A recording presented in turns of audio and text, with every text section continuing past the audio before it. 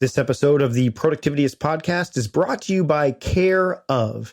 Care Of is a monthly subscription vitamin service that delivers completely personalized vitamin and supplement packs right to your door. You're going to have the opportunity to save 50% off your first month of personalized Care Of vitamins. I'll share how you can do that during this episode, but for now, let's get on with the show.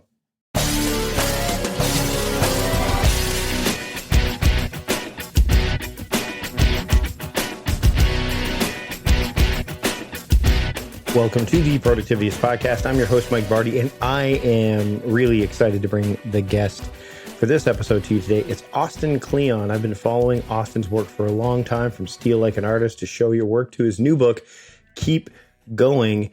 And, we talk about how we were able to connect. We talk about, just a lot of the stuff that he has spoken about in his new book that is so related to productivity and time management. And you wouldn't think about that necessarily on its face when it comes to his work as, a creative writer and artist. But there are some real valuable things that you can take out of this episode.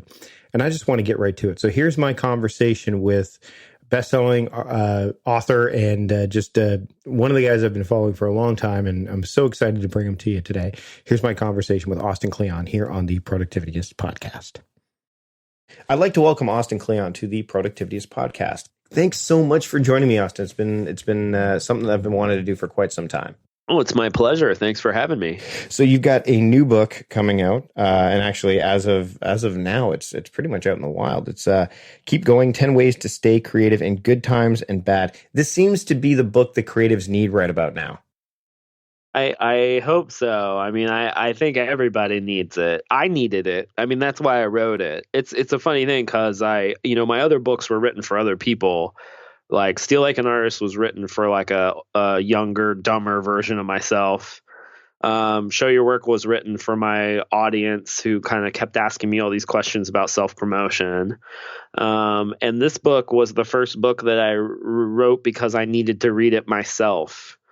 And so it sort of is a departure in that sense, and I think like a lot of people, particularly in the States, we kind of, we just keep waking up every morning and it seems like things have gotten dumber and meaner overnight. And to add to that, I think every creative person I know is kind of hitting up against the wall of realizing that like creative work doesn't necessarily ever get any easier, that it's always kind of a struggle to constantly reinvent and come up with new ideas. And so I wanted to write a book about how to have a more long-term approach to this stuff and to simply pull yourself through the days.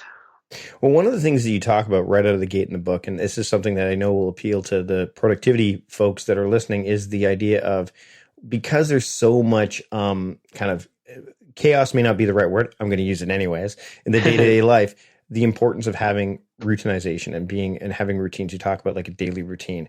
What does yours look like? And why do you think that having a daily routine, maybe not just even a morning routine, but something that is consistent throughout the day, or even just a morning and evening routine, is so important? That's a great question. I personally think that creative work is like, I think it's like it's a verb. It's like an activity. It's like it's like you're an athlete or something. I think it's Haruki Murakami who's written about how much training to run helps him write novels. But I think that creative work is about getting in there every day and having a daily practice. And I think routine is the thing that really makes sure that you do that practice every day. If I had to describe my routine, I'd probably borrow John Waters' quip that he thinks things up in the morning and he sells them in the afternoon. So the morning is kind of my creative time. Like I get up with our kids who are super young. I have a 6-year-old and a 4-year-old boys, and we get up in the morning and we have breakfast and we kind of putter around, and then my wife will get up and I'll get her coffee and breakfast, and then I'll come up and I'll write for a couple hours. And then we have lunch together, and I get my kid on the school bus, and then I come upstairs and I do all the things that kind of the more admin based stuff. I'll answer emails, I'll do a podcast like we're doing now. I'll do the kind of more business end stuff. And there's something about having that routine. And I keep fairly 9 to 5 hours, I would say, like just like a banker, basically, banker's hours. And I think for me, there's something about the morning that's more, I've always been kind of a morning person. And that's where I try to, cram all my creative work into. And then the afternoon, I've always thought is this weird mongrel time, as Dickens called it, where I don't know that many people who are afternoon people. So I kind of, this is the time where I like to take calls and stuff like that. And then in the evening, I just try to unplug and hang out with my family, and then I read a bunch. So that's pretty much like generally what the day looks like. And then there's always a walk in there somewhere. I walk with my wife every day. We take about a 3 or 4 mile walk. So one of the things that you bring up in the book is the idea of having a place where you can go and kind of do the creative work. And I think that I've talked about this a little bit before, about having like productivity zones in my office where like certain work happens in certain places. And I've seen you make no bones about sharing that, both, on your blog as well as, in the book. How did you come to the decision of what your, you call it a bliss station, looks like, but also, how has it evolved, and does it continue to evolve? So yeah, the bliss station idea is something I stole from Joseph Campbell, and his idea that you had to have a place or a certain hour of the day where you kind of felt safe and secure, and you could kind of access, your more creative side. And the thing that I'm always really zoomed in on with that is that he says there's a place or a time.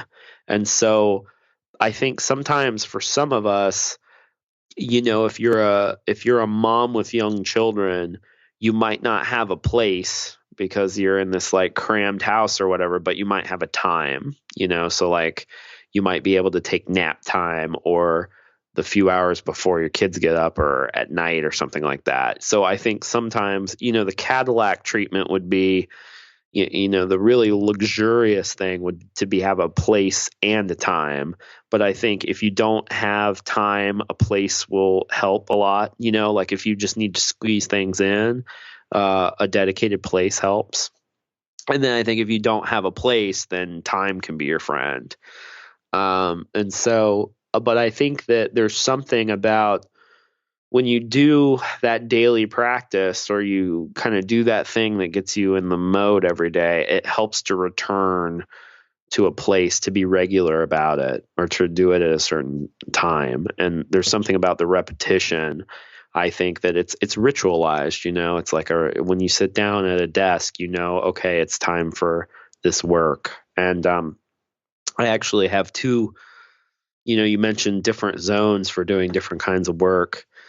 I actually have an analog desk and I have a digital desk in my office. And so right now I'm at the digital desk because I'm talking to you and we're on Skype and doing that kind of thing. And then my analog desk doesn't have anything electronic on it. It's just paper and pencils and notebooks and stuff. And I have a set time to go there, in the morning and try to let the ideas happen. And once the ideas happen, I'll pop over to the digital desk and like write about them for a while, or I'll, blog something or share online. And a lot of my day is a kind of dance between those two desks. One of the things that I think it was John Cleese that said that in order to be truly creative, you need time and space. You can't have one and expect to put your great creative work out there. And same thing with the other. So if you have too much time and not enough space, you feel cramped, you feel constrained. And if you have too much space but not not enough time, you feel hurried. And I think that one of the things people get caught up in, and I'd love to hear your thoughts on this, is just the pace of the world and the pace of the day. How do you combat that? Because I mean, yes, when you get into your own space and you have your own things going on, and I know you mentioned in the book about the idea of, and I don't do this either, waking up and jumping onto any of these, myriad of news sites to learn about what's going on in the world is not exactly the best way to start your day. But how do you combat like this speed of life and this idea that it's go, go, go, fast, fast, fast, now, now, now, and in a world where you're trying to really put forth your best possible creative work? It's a constant struggle. I mean, it's nothing that I have completely figured out. And I'm just as lost some days as other people. But I do know that, what I know for sure is that creativity is definitely about connection, in that you have to be connected to the world in order to be influenced and inspired by it and to have something to say about it. But then you also have to disconnect from the world long enough to discover what it is that you actually have to say about it or what your work is. And so it's really this dance between connection and disconnection that makes the work, and that is actually part of the work. And for me, it's just being connected is easy. I mean, I'm connected all day long. We all are. I mean, I've got my phone in front of me, too often. But the trick is disconnecting. And I just think the easiest way to disconnect is to not connect in the first place. So that's why I love the morning so much. I mean, I really try not to check email or get on Twitter or Instagram or any of that stuff in the morning. I fail a lot, but I just try to schedule, and this is where like the routine comes in. I just try to schedule disconnection time, where no one can find me and I'm just in the zone. But it's difficult, and it's particularly difficult with children, and particularly when you're at home with children, because, interruption is the sole fact of your life as a parent. So I've got it's spring break here right now as we're recording this. So both of my kids are at home. I've got a 14-year-old and an 8-year-old. So they have a bit more self-management control. I think yours probably too. And actually, here's an interesting thing that I want to talk about boundaries, because I think that you've just touched on that, the idea of having these boundaries and these constraints, because I think they're needed. One of the things that I've done is, and I did this for years because I've been working home for years, is I got like a simple, like the hotel do not disturb signs that you hang outside your door, right? Oh yeah. So all I did was I have, and it's the only, like I have it outside my door, and if my door is open, come on in. If my door is shut, please knock first, and then I'll respond. If the door is shut with the door knocker on it, don't even. In fact, what's funny is my son to this day, and this has been like 5 years in the making, he assumes that I'm doing a podcast if there is a sign on the door. Like, even though I might be doing a coaching call or something else like that, or I might not be doing anything at all, in terms of meeting with someone. There's this boundary that's been created. How important for you are setting up like just simple boundaries that you can adhere to, and then again, making sure that you respect them so that others do as well? Oh man, so important and so hard. They're just so young right now that they just don't really understand that, what do you mean dad has to go work? It's funny because my kids just think that like they don't really understand that people go to jobs. Like their idea of what work is so bizarrely twisted. Like, and it's funny because my father-in-law is a great writer, but he writes for a newspaper, so he has to go to the office every day. And we were staying with them for a while, and he would get dressed and like ready for work, and my kids would just be like, "What do you mean, Grandpa's where is he going? Why is he dressed up?" And so they just don't really understand work, and I'm pretty fluid right now as far as like whether we're playing or we're working. Like I had Owen, my oldest, in the studio with me today, just because he was being such a pain to his mom, and we were just like working together. And I don't know, boundaries are weird right now because I just don't have that many. But like today I've done exactly what you do, which is like the doors closed if not locked, and there's a sign, a do not disturb sign, and everybody knows what's going on. So but I think that it's the biggest thing that I think about boundaries is something that my wife said, and she said, if you never go to work, you never get to leave work. And so that is particularly helpful, I think, for people who work at home, which is if you're never in dedicated work mode, then you never get out of work mode. It's just kind of this so I think that's why for me, the hours are so helpful to just no, I keep banker's hours. I don't check email after dinner, or I don't jump on the computer first thing in the morning. To have those boundaries of, I think that's actually a Cleese thing. He says boundaries of time and boundaries of space, and to have those boundaries is essential, I think. Well, and I think one of the things that you talk about in the book, and this is not necessarily new, go figure, from the guy who wrote Steal Like an Artist, is the idea of, yes, and I'm a creative too. So I get this, you see things, whatever you're looking at, whenever you're out in the world, you will see things and it could inspire you. So you talk, the idea of having a notebook with you or a phone with you, I think that still allows you to kind of foster that creative side of you without necessarily breaking a boundary, right? You quickly take a picture, you kind of know what that means, or you'll revisit it later.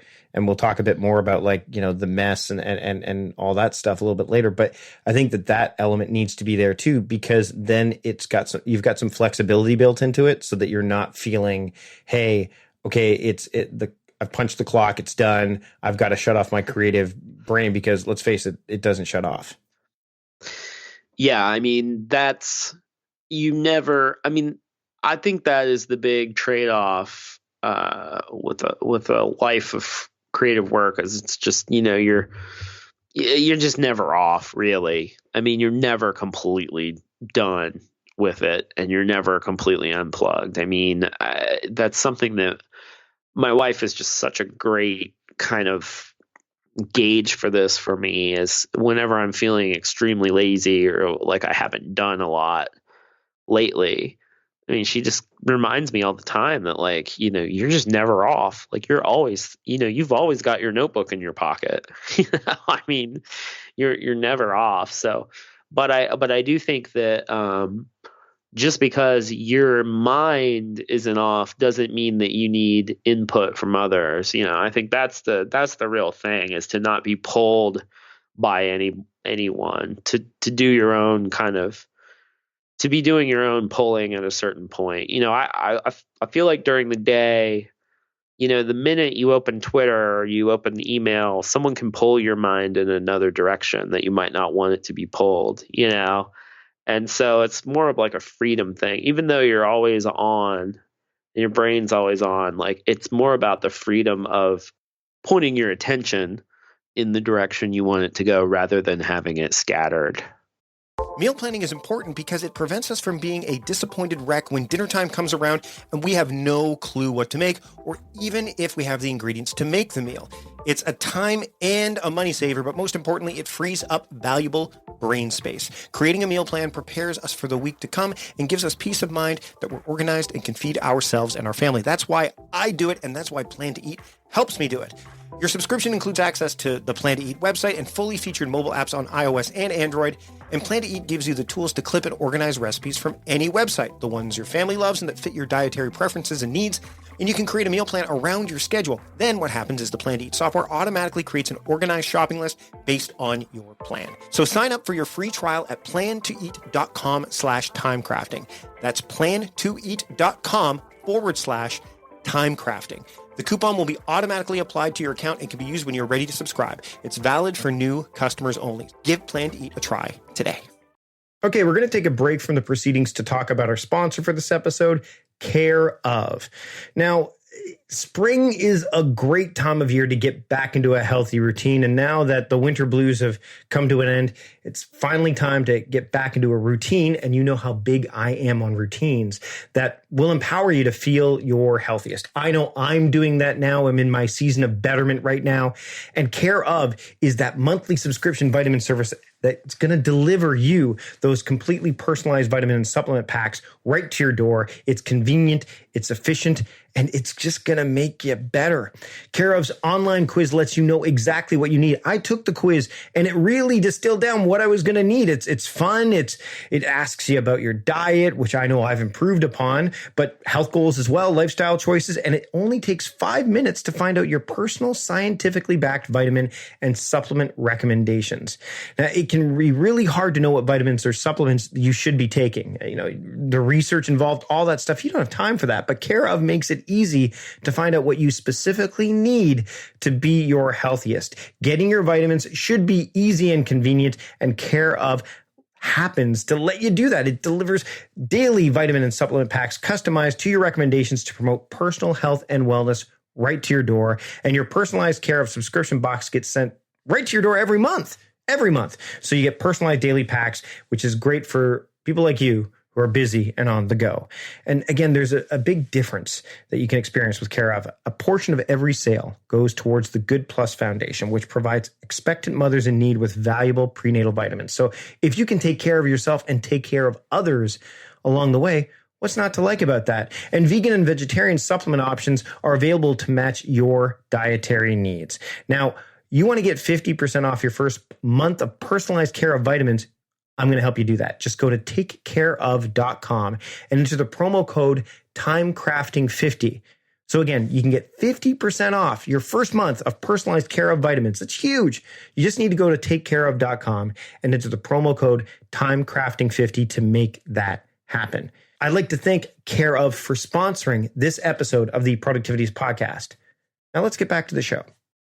See, I'm a big believer that productivity isn't about, speed and efficiency and all that. I believe it's, a marriage of intention and attention. And I think after reading your work for a number of years and again, keep going, that seems to be a really prevalent message in there. It's like, where your attention goes. And this comes up in the book, actually, the idea of attention. Why? How do you help, or how do we get more people to realize that, like, as much as time moves on, and again, you touch on this later in the book as well, to think things in terms of attention more necessarily than, let's say, the passage of time? Yeah, I mean, I think attention can alter time. I mean, we know what that, and I think you can just do like some simple experiments to kind of prove that. I mean, everyone's had that kind of relativity experience where you're completely immersed in something and the hours just fly by, versus like watching the clock tick. And that's just like one example, but to really get people to understand that your life is really what you pay attention to, that like that is exactly what life is made of, is just a really hard step. And it's hard to, particularly in writing, and talking to writers, trying to get them to understand that like your work is made up of what you pay attention to. And then the way that you kind of discover what it is that you have to say is that you pay attention to what you pay attention to. As Amy Krauss Rosenthal said, the late great Amy, and she's in the book, and I just love that, paying attention to what you pay attention to.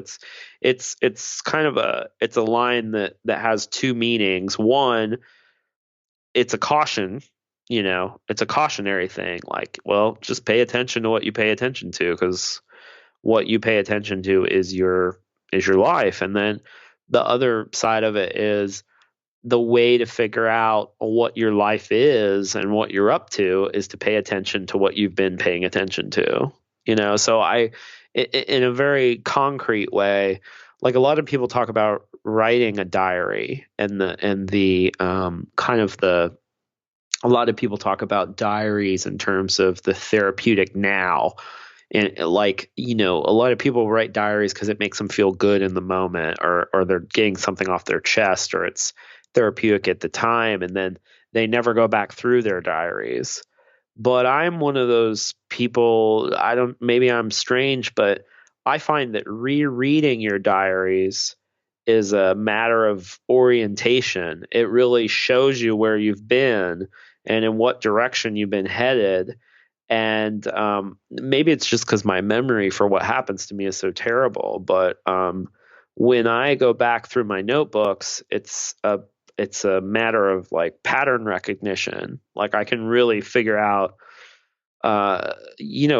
what it is that I'm actually trying to get at here this week. Like what's been preoccupying me, and I just find so many clues by going back through my notebooks that pay attention to what you pay attention to is just like a really powerful thing. Well, if you're strange, then I'm strange, because I do the same thing. I go back and look. I actually make a point of, I actually have, and this is where I think you talked about like the idea of having a memory that needs, remember, like almost like a reminder of what happened, because I tend to use, because I capture so much, that I now have become this person that relies on the capture habit more than the retention habit, because my journaling and where I put it ends up becoming the thing that I can go back and reflect upon. And then you can course correct. I'm not a guy who necessarily does what, the traditional quote weekly review or anything like that. I'll go back and look at, it's kind of like Star Trek, right? Like the captain's log. Here's where we were. Here's where we are now. Here's where we're going. And then, oh crap, we veered way off course. How the hell did that happen? Oh, this is how it was, because I was feeling this way, or because I didn't pay attention to this. Do you think that because you of the fact you're so prolific with what you capture, that may have that you need to journal and diarize, because, hey, listen, my mind isn't necessarily being a warehouse. It's now being, a factory, which is what it really is designed to do.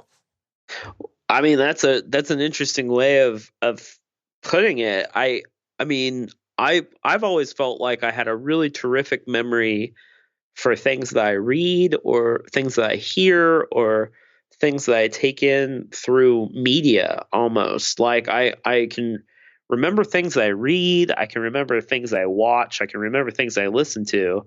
I have a really bad memory for what happens to me, and I can't figure out what that says about me.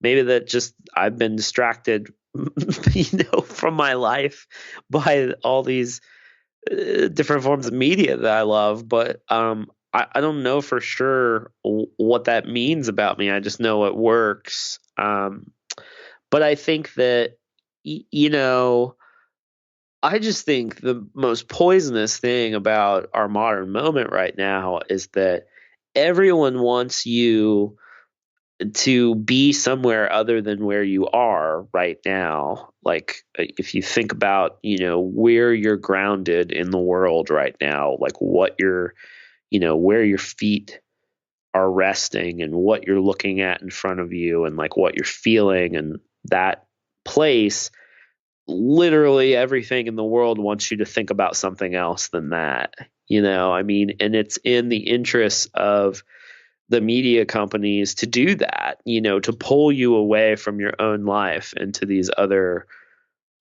places and times. And of course, sometimes we want to be somewhere else.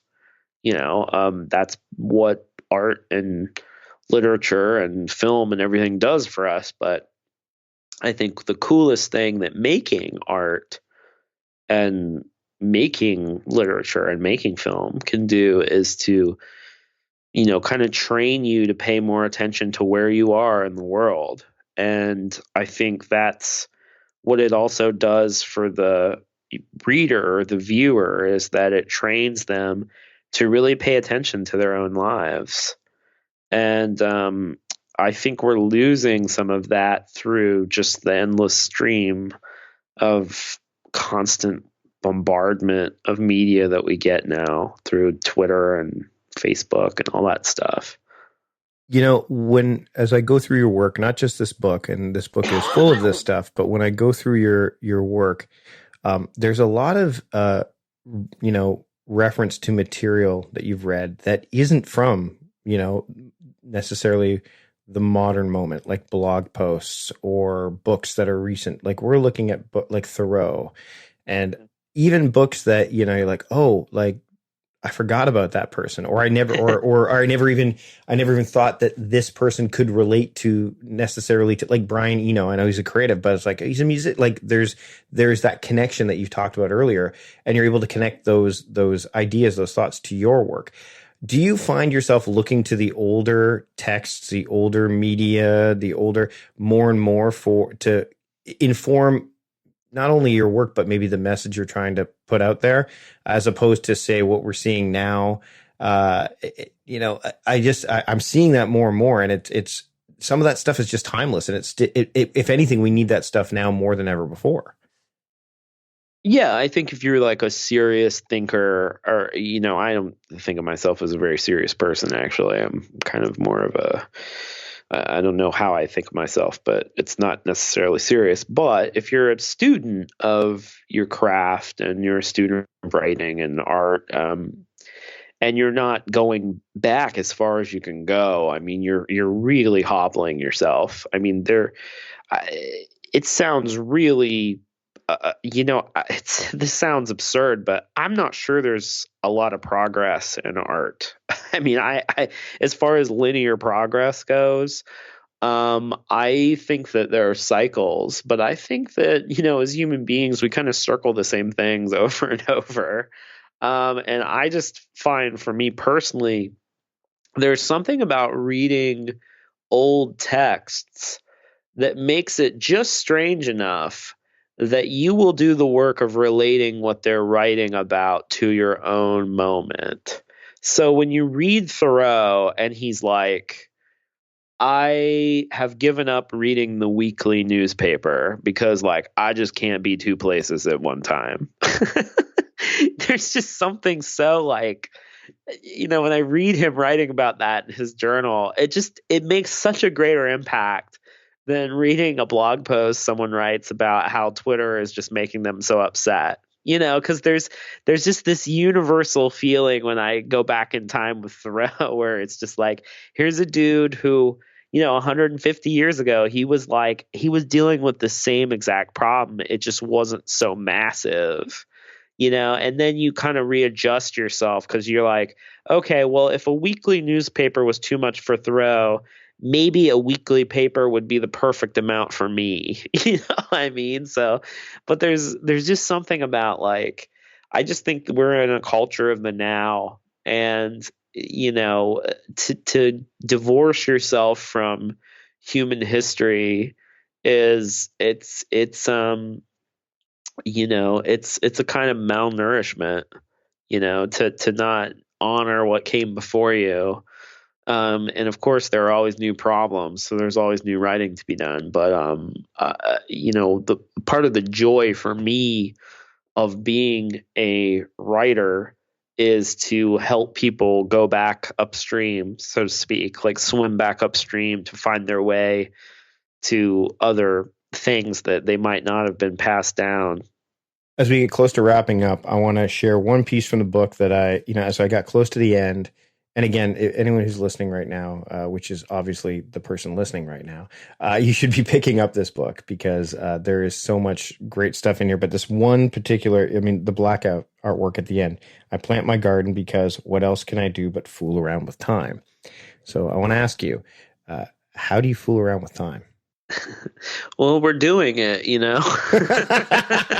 We're doing it right now. We're fooling around with time. I mean, I think that, time is the thing you get, and you don't know how much time you get and how much time you're going to get. But I think time is exactly what we're up against, and it's exactly the real kind of currency that we get to spend in this life. And I think how you spend your time is Annie Dillard, she says, how you spend your days is how you spend your life, and so to not waste it. And if you're going to waste it, to waste it deliciously, to waste it in the best way you can, I think is the best thing you can do. But that's all we're doing. We're just playing around with time, the time we get, and we're just filling the days, and hopefully you just fill them as well as you can. Austin, thanks for joining me today on the show. Of course, you can get Keep Going, 10 Ways to Stay Creative in Good Times and Bad on Amazon. Where else can people get it, and where else can people learn more about you and your work, which they definitely should do? Well, I always encourage everyone to head to their local bookstore and check out a copy there. And if they don't have one, have them order one. And you could also check out your local library. Head in there. And if you want to hang out with me, I'm at austinkleon.com, and I have a daily blog, and I put out a weekly newsletter. Austin, thanks again for joining me today on the Productivityist podcast. This was fun. Thanks for having me.